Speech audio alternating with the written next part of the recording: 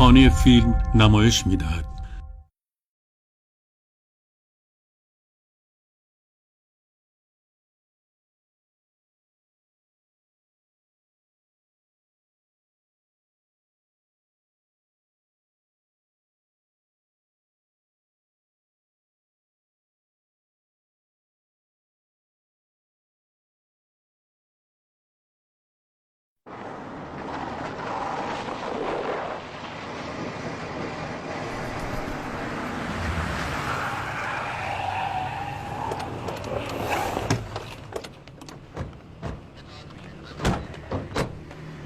اولین بر باز کن.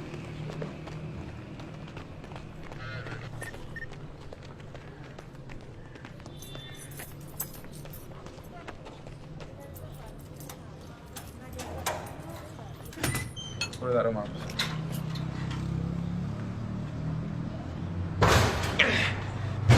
با بدن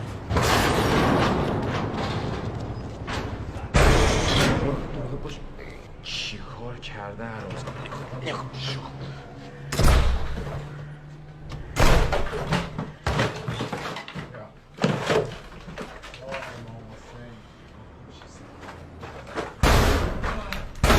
زنی باز میکنم قربان. با کن سید خفه شدیم.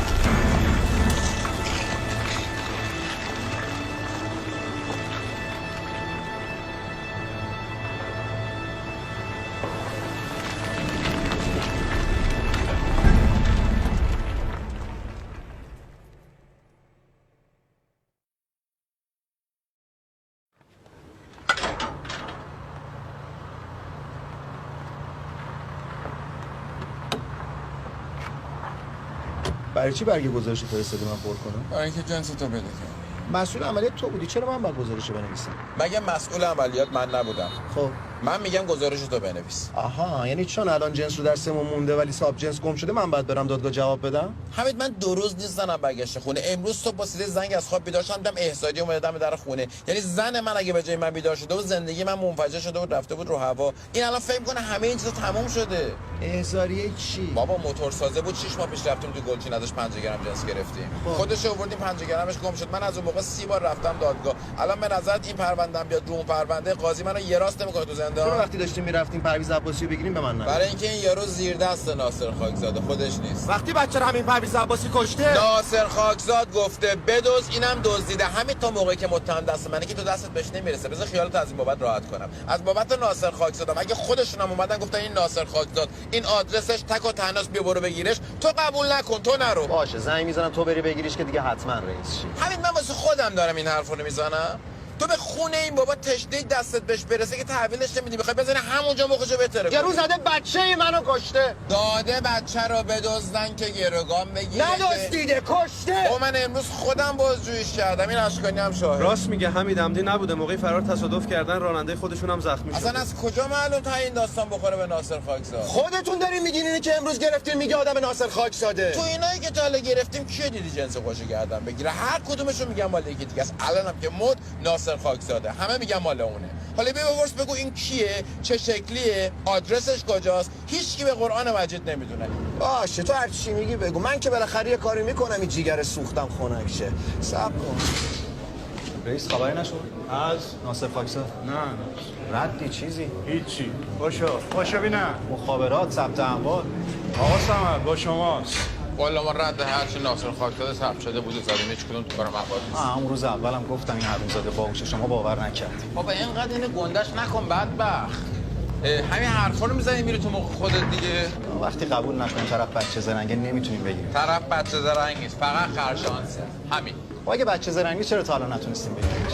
هر کی تو داروخانه آشنا داشت رفت از کارتون آنتی هیستامین گرفت پیش از تو خونش شیشه درست کرد میشه بچه باهوش، نه میشه بچه زرنگ. زرنگیش اینه که تا حالا نتونستیم ردشو بزنیم. همین که میدونیم یارو کیه خلافه چیه ولی نتونستیم ردش بزنیم یعنی باهوشه دیگه. باهوش رضا شطه بود که بعد از 10 سال خلاف ما تازه فهمیدیم خلاف میکنه، بعدم 4 سال طول کشید تا بتونیم بگیریمش. الان هم شک ندارم از هر 4 تا جنس فروش که دستگیر کنید یکیش با این حرومزاده آشناست. هر این دوره با دوره‌های قبلی فرق اساسی داره. فرقش هم اینه که از اول نمیریم سراغ آدمای مشخص. اول میریم سراغ هر چی مصرف کننده و کارتون خوابه که اطلاعاتشون دستمونه. بعدش از طریق اونا میریم سراغ خرده فروشایی که گزارش‌های مردمی هم تاییدشون میکنه. با اعترافای خرده فروشا هم میرسیم به عمده فروشا.